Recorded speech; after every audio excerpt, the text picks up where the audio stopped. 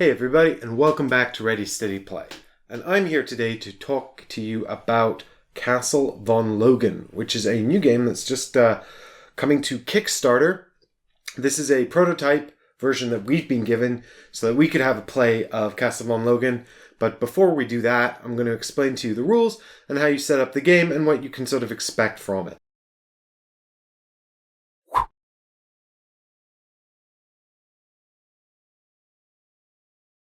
Going to be even more boards. I mean, there's going to be... Ooh. So there are these 3 boards, as you can see, and the game is set around this castle, the Castle Von Loghan, and you're going to be traveling through different periods in time, trying to stop time-traveling criminals. There is, in fact, so much rich lore to this game that I'll put out a little video reading you the lore in case you're interested. But suffice it to say, for this, we've got the castle. We're going to be traveling to different time periods with the castle in one of 2 game modes, story and exploration. But before I get ahead of myself, let me just say, it's for 3 to 6 players, and it takes 90 to 180 minutes. But at this early stage, I wouldn't say that that's set in stone. You see, we've got 2 game modes. We've got the story mode and the exploration mode.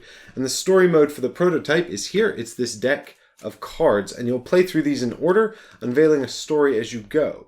In exploration mode, you'll be using these decks of cards with some of the monsters from this deck of cards here, but more on that later. I'm getting ahead of myself. What is this? Well, we are time-traveling police sent back in time. We're called the KarrSec, which is car security, and Kar, if you don't know, is a colonization spaceship from the distant future.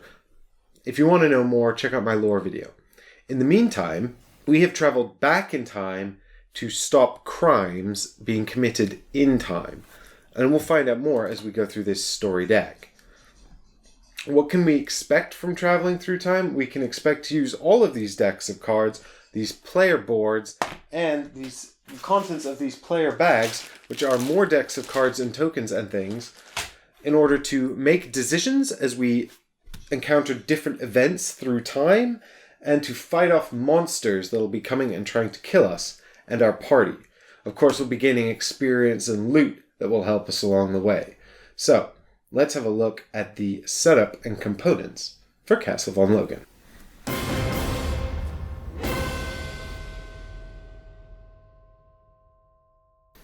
In the story mode, you will win by getting to the end of this deck and encountering the last card, which will complete the story.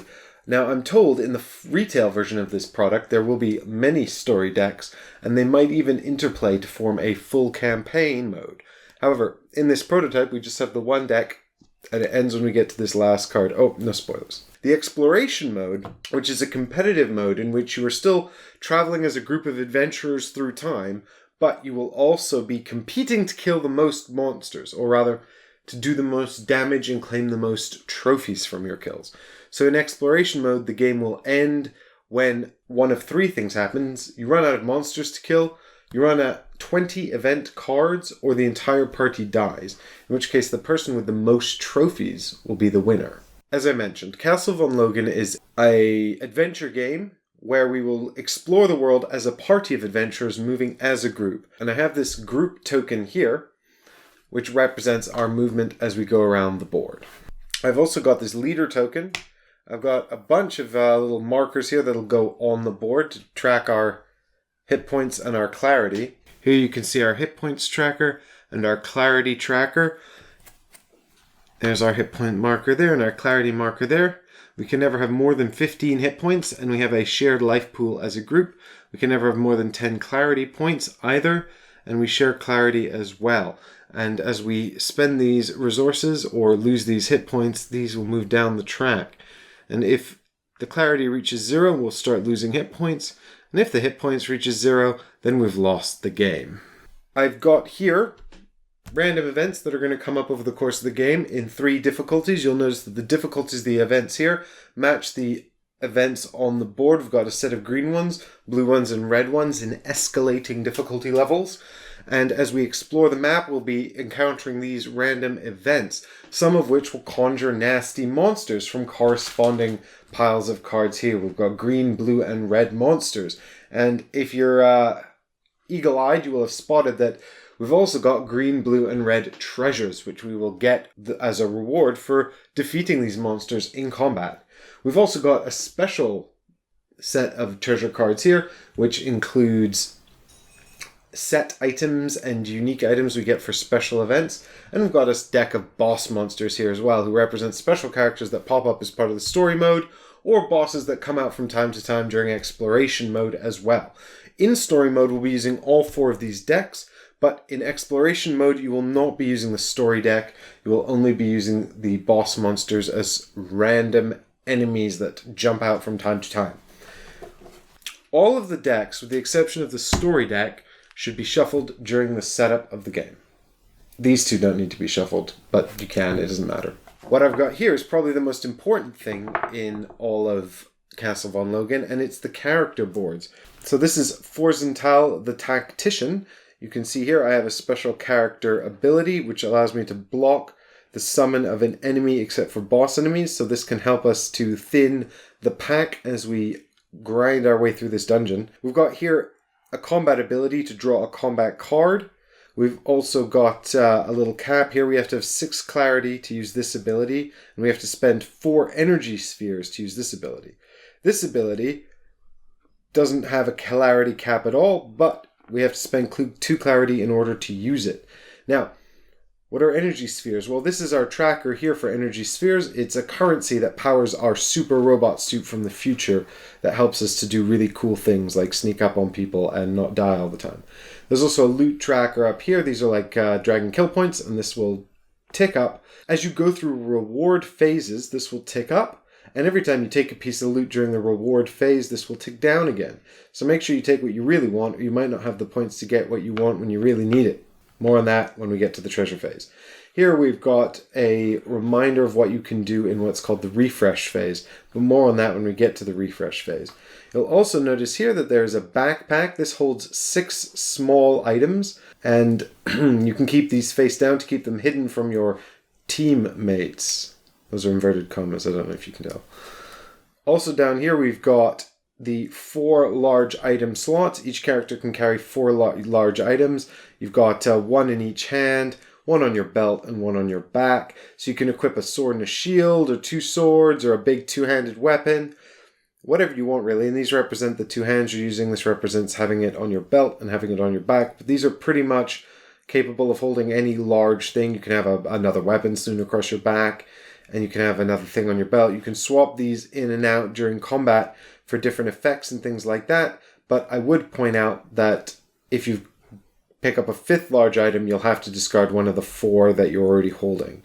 Or if you've got a 2-handed thing, one of the 3 you're already holding. So that's something to think about, because you can't fit the large items in your backpack. We've also got here a little one with a fist. This fist actually represents combat power, which is our strength in combat. And this is just indicating that you automatically have 1 melee combat power when you're unarmed. So we can punch things with our fists. So that's Forsenthal the Tactician. On the back here, there is a whole rich backstory about Forsenthal. So you can read all about him, aka Jason Wilde, if you wish to do so. We've also got Pill the Medic, and she can heal the party for 3 HP. But other than that, she's identical to Forsenthal. Now, I understand that in the Kickstarter edition, the final realized dream of the game, there will be more uniqueness going on to these heroes. They'll probably have differentiated combat abilities and things like that. But for this prototype, which is just sort of showing the fundamentals here, we've just got different character abilities, these abilities here that have a clarity requirement and a energy sphere expense cost. And there's Anita Adams, Pill the Medic, if you wanted to see her backstory. Then we've got Kara, the Infiltrator. Her special ability is to prevent the loss of HP, and otherwise she's the same as the others, but orange. Also, with her own unique backstory here as well. We've got Vigovar, the Psychiatrist. He's also some kind of musician, a session musician, or a lounge musician, I think, in his backstory. He gives us initiative, which means we get extra combat cards during combat. And there's Vigovar's backstory. His name is Sultan Pajin, which which is pretty cool, actually. Next, we've got Sarah. She's a scout, and she can take extra actions as her special ability. And you can see here her backstory. She is a extreme weather fanatic with a special bond to her dog, which is the only dog on their ship that survived the evacuation of Earth. So that's a bit sad, but also good. Finally, Arvius, who is an android and also a doctor. And his special ability is to give us energy spheres. And his real name is unknown. We don't know it. But he tries to fit in, despite not having any emotions. So, the very first thing you'll need to do is pick your party. Everyone will need to pick a character that they want to play. And you can help each other pay for abilities and things like that. So it's really up to you, the level to which you want to cooperate over the course of the game. In exploration mode, you will obviously be a lot less cooperative with each other than you would be in the story mode. Once you've chosen a character, you will also need the corresponding player items. So let me have a look and show you what I've put in my player baggies. So here we have Pill the Medic, and here's her player bag. Each character starts off with 15 of these damage tokens. It's less important to track who does what damage in story mode, because you're all working together to defeat all of the enemies as you come into combat with them. However, in exploration mode, where you will be competing for trophies and kills and things, tracking who's done how much damage is much more important. You should have one loot tracker, this is going to go up here, and track how many dragon kill points you have. Loot points you have. This is a energy sphere tracker, and there should be 2 of these. So these are your 10s, and every time you get 10 you can tick down here, and every time you get less than 10 you tick down here appropriately.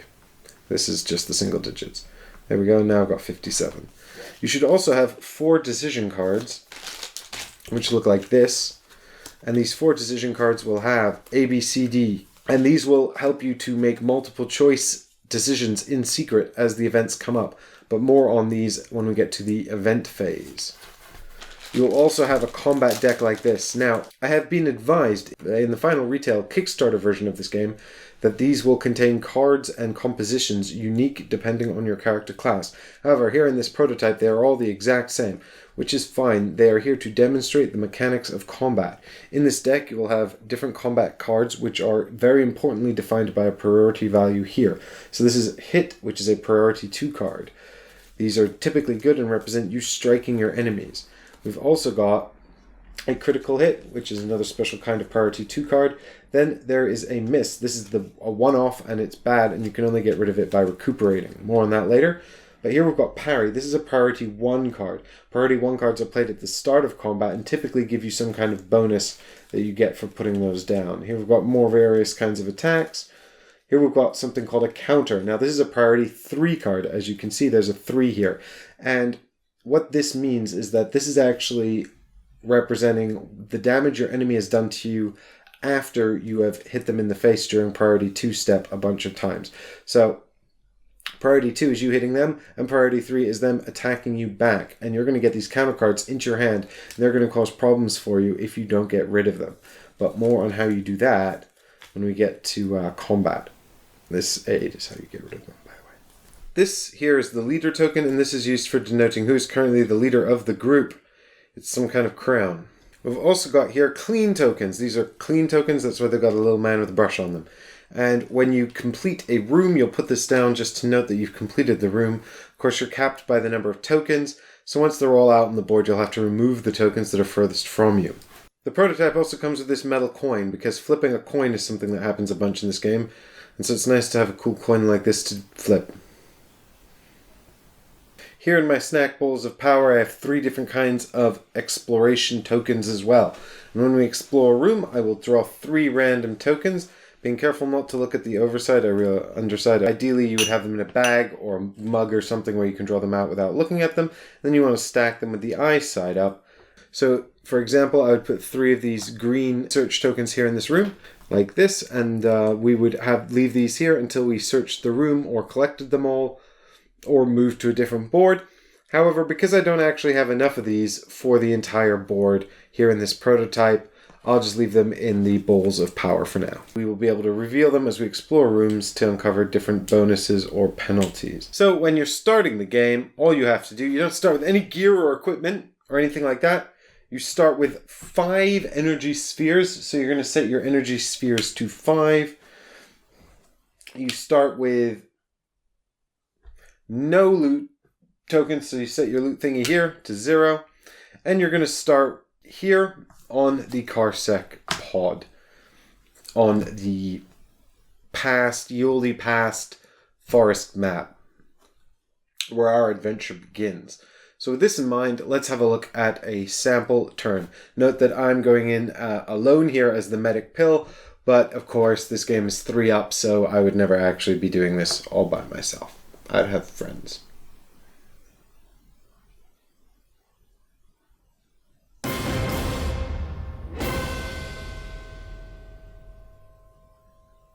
Typical turn consists of 6 rounds or phases. Movement, event, enemy alert step, combat, treasure, and refresh. That's 6. I did it. I got through it. So the very first step is the movement step, and that involves us moving around the board. Now, my understanding is that in the retail version of this game, there will be doors separating these rooms, forcing you into certain paths if you want to get to certain areas. However, in this prototype, the doors are not yet realized, which means that we can actually move to any event space that is not blocked by another event space. So for example, if we want to come in the front door here, we have to go in here and stop because we've hit an event. However, we could move all the way around the outside of the board, come in here, go down here and in there because there's no event. There's also doors here and here, so we could cross through here down to here, and we could cross in there to here. Now, there is a little room here that doesn't seem to have any purpose yet. But my understanding is that these rooms will all have purposes and play an important part in side events in the final produced version of the game. However, at this stage, they're just there for scenery. That's all there is to movement. So long as you can draw a path unbroken through doors, then you can continue. But you must stop whenever you hit an event space, which is the question mark space. Also note that when you complete the space, you will be putting down a clean token here on it. That means you've resolved it, and you can move through those spaces as though they were not event spaces. So once you have stopped in a room, then we move on to the event phase. So I'm going to play through the story mode here, and then I'll just explain the differences with the exploration mode at the end, because if you understand the story mode, then you'll grasp the exploration mode very easily.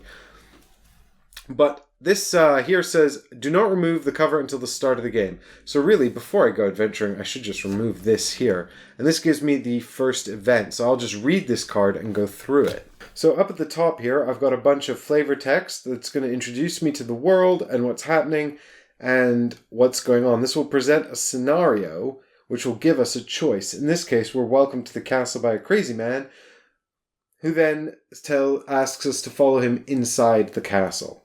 Then we have 4 options to choose. We can ask him if anything is wrong. That's option A.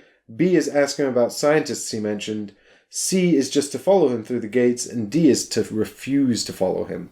So remember those secret decision cards we looked at earlier? Here they are with their 4 letters on the back. These correspond to those. That's no coincidence, because what we're going to be doing is we can discuss all we want, what we're going to choose, and say what we're going to do, but ultimately we're going to make our decision in secret, which means our teammates won't know what we've chosen. So we can say we're going to choose A, but in fact choose B, or we can choose A like we said we did.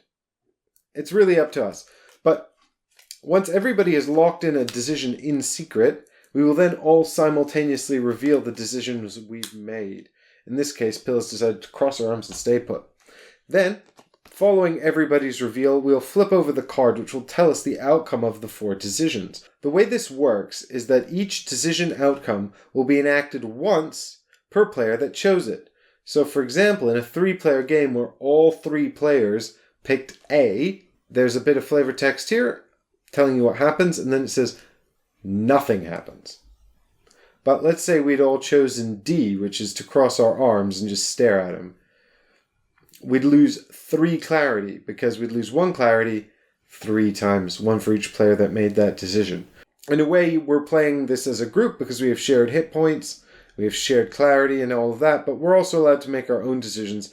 We can be nice if we want, we can be a dick if we want. It's really up to us. We get to choose. Then there's an event ending, which tells us what happens at the end of the event. In this case, we've just followed Wilkinson into the main entrance of the castle here.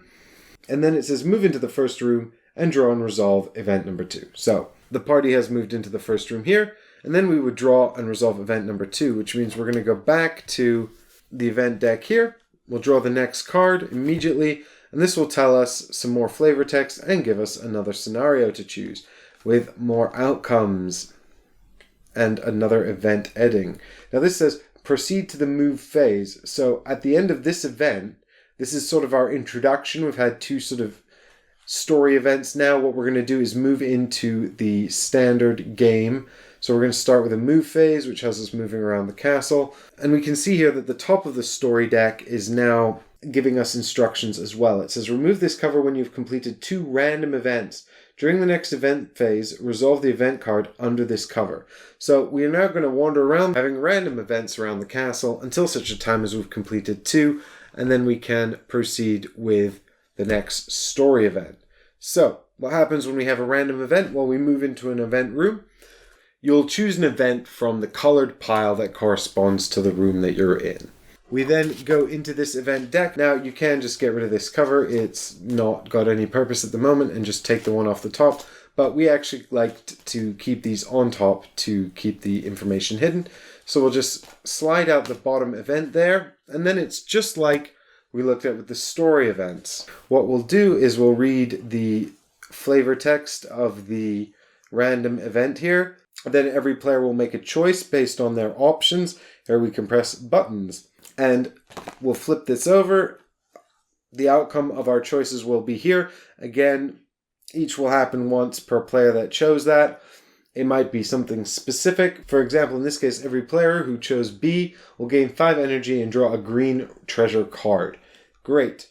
But sometimes the group will lose hit points or things like that, which will impact everybody. Then there will be an event ending text down here. And this tells you what happens next. In this case, we're going to lose 5 hit points, and then enemies storm inside. Summon 2 or 3 enemies. So 2 if you're playing with 3 players, and 3 if you're playing with 4 or more players. That's what the brackets mean. Some events don't have this text. The vast majority will summon enemies as part of the event ending, but some will not. Some, based on your choices, will allow you to circumvent the enemy summoning. Now, that's pretty much it for the event phase. If we summoned enemies, we'll then go to the corresponding deck, and we'll go straight into the combat phase. If there were no enemies summoned as part of the event, either because we were able to circumvent the alarm, or because we managed to evade them, or if the event just simply didn't have any enemies, then we'll actually go to what's called the enemy alert phase. And in this phase, we're going to flip a coin. And if we get heads, enemies show up anyway. But if we get tails, then we're actually safe and we can proceed straight to the refresh phase. But we summoned 2 enemies, so we'll go into the combat phase, which is next. And the very first thing that happens is we draw 2 enemies off the top of the deck. So here we have some example enemies. We've got 2 basic enemies from the green deck, and we've got 1 boss mob here as well that I thought I would show you. We can tell that these are level 1 green enemies because, well, the card is green, obviously. There's also a 1 here. Here we've got the unit's hit points. This is how much damage they can take before they're killed. Their name is up here. We've got their weakness, which is shock weapons. We've also got down here what happens when they attack you. And finally at the bottom here, the trophy, which is worth 3 data points. Now, this is only applicable to exploration mode, but data points is how you win exploration mode. Basically, they're victory points, right? Then we've also got this boss mob here. Now, she's basically the exact same, but with more abilities, and they're nastier. She also has a trophy down here. Note that this is only used in the exploration phase. She's also got this little treasure chest item. Now you'll notice that some enemies, these two do not have it, but some enemies will have this treasure chest item, and that means that this combat phase will be followed by a loot or reward phase. However, if none of your enemies have this symbol, you'll skip the reward phase, which is really sad. She's also got a boss mob image up here in the top corner to show you that. And her weakness there as well, which is ranged. So now that the enemies have appeared, what we're going to have to do is choose our weapons. If we have multiple weapons, we can choose which set we want. We can sort of reconfigure our player board as appropriate. However, if we don't have any weapons, we can't do that. So let's get some weapons out. So here you can see the weapons belonging to Pill the Medic. She's currently equipped with the first Blade of Lithium, which is a 1 combat power weapon with a special ability that gives you energy spheres when you do damage. We've also got a shield here. It says, discard 1 counter combat card when it would normally trigger. So we'll look at that in a minute. We've also got here double bastard swords, which is a 2-handed weapon with 2 combat power. However, this is on our belt at the moment, and if we want to equip it, which we would do as the first part of the combat phase, which is choose weapons. Note this happens every single round of combat, so you can swap your weapons in and out fairly freely. But this is 2-handed weapon, as we can see here, whereas these are 1-handed weapons. Let me just give you a better look at that. So this is a 2-handed weapon because it's got the 2-hand symbols right here. And this is a 1-handed weapon. You can see here the 1-hand symbol there. So if we want to equip these double bastard swords, we'll have to put these 2 items somewhere. Now note that the bastard swords is a large weapon. It says up here. It says weapon melee large. So it's a large weapon, so it'll have to stay on our belt. But these 2 weapons here are actually small. You can see there it says weapon shield small. So these could go away in our backpack if we wanted to make room for more large items on our belt there. So now that we've picked our weapon, we're going to draw some combat cards. So we'll shuffle our combat deck. In a 3 or 4 player game, you'll draw 5 combat cards off the top of your deck. If you've got 5 or 6 players, then you'll only draw 4 cards. The hand size is reduced. I can't specifically tell my teammates what cards I've got in my hand. I could say, I can do some damage, or I'm in a bad way, or I could use some support. But I can't say, I have 2 hit cards, an aid card, and a counter card, so if anyone's got charge support, play that. So my hand here could be really good, it could be really bad. If your hand is complete trash, you can recuperate, in which case you'll discard the entire thing and draw new cards, but you will no longer participate in this round of combat. If you do want to participate, then you move on to the priority 1 step, in which you can play 1 priority 1 card from your hand. Here in my hand, I've got an aid card, which is a priority 1 card. And it says, you and another player within reach may discard any 1 combat card. So reach just means sitting next to me. So at a 3-player game, everyone will be in reach of one another. But with 4 or more players, 2 people will be out of reach of each other at any given time. Then we've got hit, which is a priority 2 card and places a damage. I've got a couple of those. I've also got counter here, which I can't play. It's a priority 3 card, which means this is detrimental. I lose 1 health after everyone has performed an attack. So that's as a group, but I can negate it with a shield. If only I'd still equip my shield. I've actually got the double bastard swords equipped. Then there's disarm. This is another priority 3 card, which is bad. It says, if this card is in your hand at the end of the turn, discard it, then drop 1 random equipped weapon. And I can spend a hit card to counter disarm if I want. Or what I can do is play aid as my priority 1 card, which says discard any 1 combat card. So my aim by playing aid is to get rid of either disarm or counter. I decide that we can probably take a damage as a group, so I'll get rid of disarmed because I want to keep my hits and I don't want to drop my weapon. I also pick another player within reach to activate aid with, but... So now that priority 1 cards have been played, we move on to priority 2 cards, which are my 2 hits. I can play 1 priority 2 card for each combat power I have, which is this fist symbol we looked at earlier. So I have 2 combat power, which means I can play 2 priority 2 cards, hit and hit again, so I get to place 2 damage tokens on the enemies. Some of the combat cards allow you to draw more combat cards or play additional combat cards, or they don't count towards your total combat power. So there are ways that you can combo equipment with combat cards to create sort of chains to do more damage. So I can pick one enemy to attack with my 2 damage, my 2 hits. So I'll pick this Skelly Man here, and I'll throw down 2 damage on him. And he's got 4 hit points, so he's not dead, but hopefully my friends can finish him off. After everybody's resolved their priority 2 cards and dealt their damage out, these are then discarded, and any priority 3 cards that are left into your hand are played.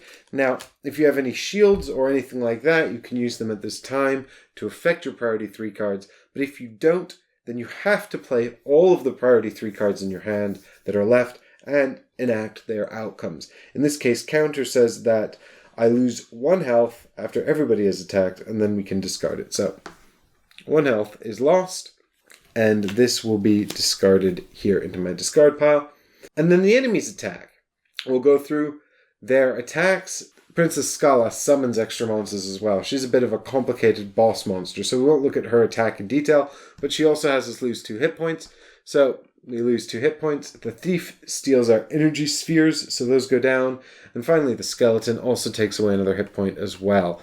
So now that we've done that, we do a cleanup phase, which is where we get rid of our cards if we haven't been looking after them, and tidy up our damage tokens or whatever. And after the cleanup phase, we begin another round of combat from the top, starting with the choose weapons step. Now, if the damage tokens on a monster ever equals that monster's hit points or exceeds it, you flip them like this, and that means they are defeated, but it's important to keep them on the table with their damage tokens on them, because that's going to be important later in the treasure step. If all of the enemies become defeated, and you can overdamage enemies, just it might be in your interest to do more damage than is necessary.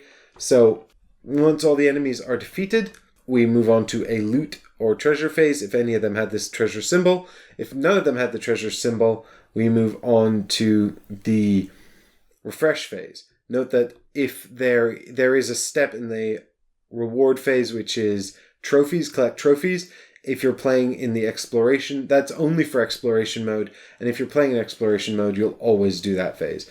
So, the treasure step. In the treasure step, what we're going to be doing is we're going to be dividing up loot amongst the party. So the first step of the reward phase is gain energy spheres. So we're going to gain a number of energy spheres based on the enemies that we have killed. Now, at this time, it's 1 energy sphere per green enemy, 2 per blue enemy, and 3 per red enemy. This has been adjusted following our playthrough series, so if we're collecting more than that in our videos, don't worry about it. This is currently the most up-to-date rules, but the point is that you gain energy spheres as a reward for killing enemies. At the beginning of the treasure phase, everybody gets 1 treasure point. The next step of the treasure phase is the determine reward order step. Now, this is going to be determined by the player who did the most damage, so this is why it might be important to overdamage during the fight. We'll take all of the damage tokens that are out on these monsters. We will see who has the most damage tokens, and whoever has the most damage tokens will be the first in the player order. Then second place for the second most, etc. There are tiebreakers if 2 players have done the same amount of damage, but I'll talk about that once we've looked at how you share out the treasures, which is step 3, gain rewards. So, we look at the color of the room.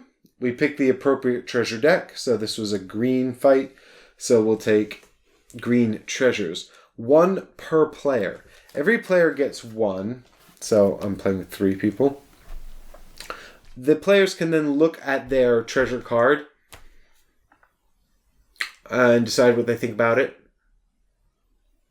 And then all treasures, 1 per player, put into a pile. A mystery 4th treasure or extra treasure is added.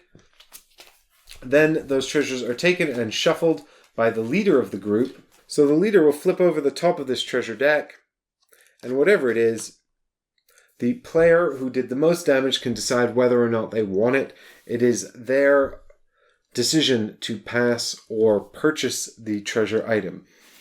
If they want it, then they can take it, but they must spend at least 1 treasure point to do it.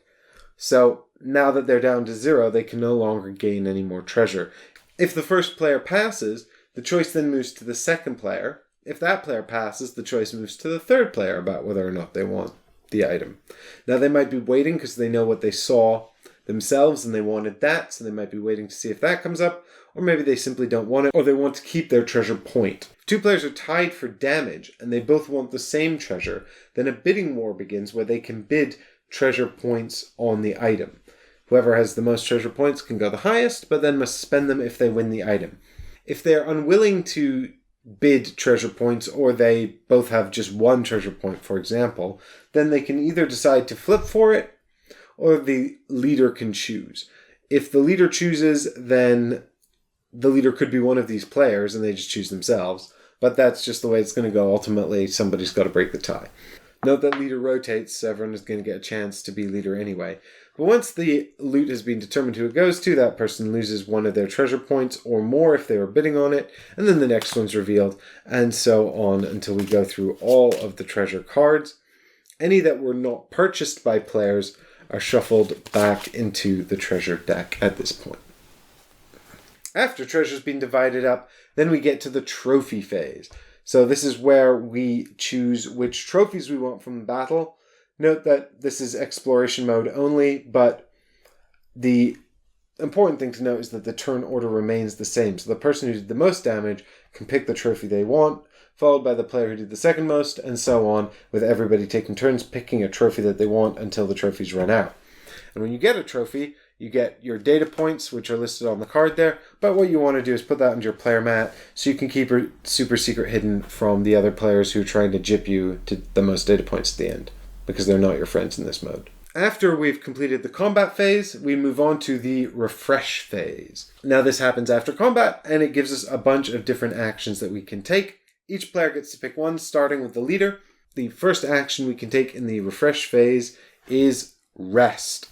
And when you rest, you can either gain an HP, or you can gain a clarity if you want clarity instead. You can also recharge, and when you recharge, you gain 3 energy spheres. You can also search, which means you pick the top of these search tokens in the room you're in and reveal it. And based on what you reveal, something cool might happen. Womp womp, I've revealed a monster ambush.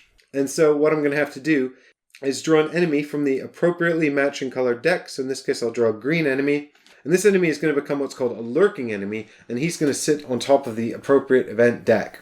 So what I'll do is I'll just put him here on top of the green event deck, and the next time enemies are summoned as part of a green event, this enemy will join them, so there'll be more for us to defeat and it will be harder.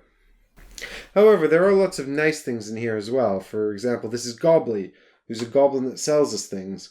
What we'll do is when we draw him, we draw 1 item per player, and we can all take turns buying those items. But we've also got stuff like energy spheres here, so this gives us 4 energy spheres. We've got this treasure icon here, which gives us a green treasure or corresponding color treasure if we find that. We've got here clarity, so this will give us 1 clarity point if we find that. There's also one that gives us hit points as well.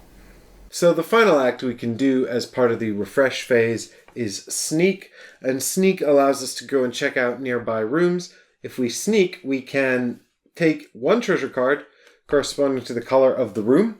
We can also look at the top tile of the exploration deck in that room.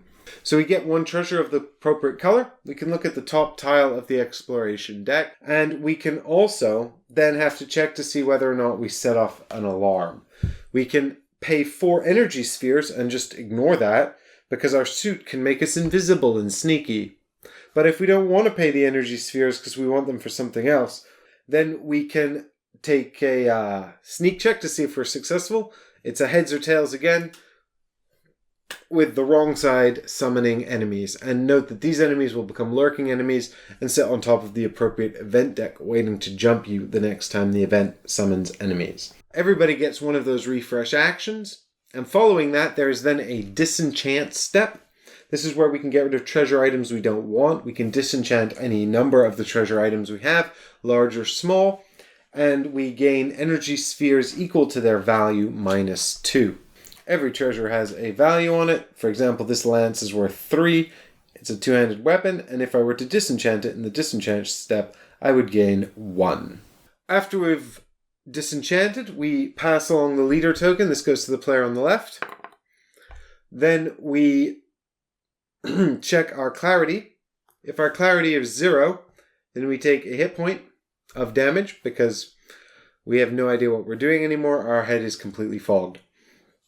Following that, we then check the room.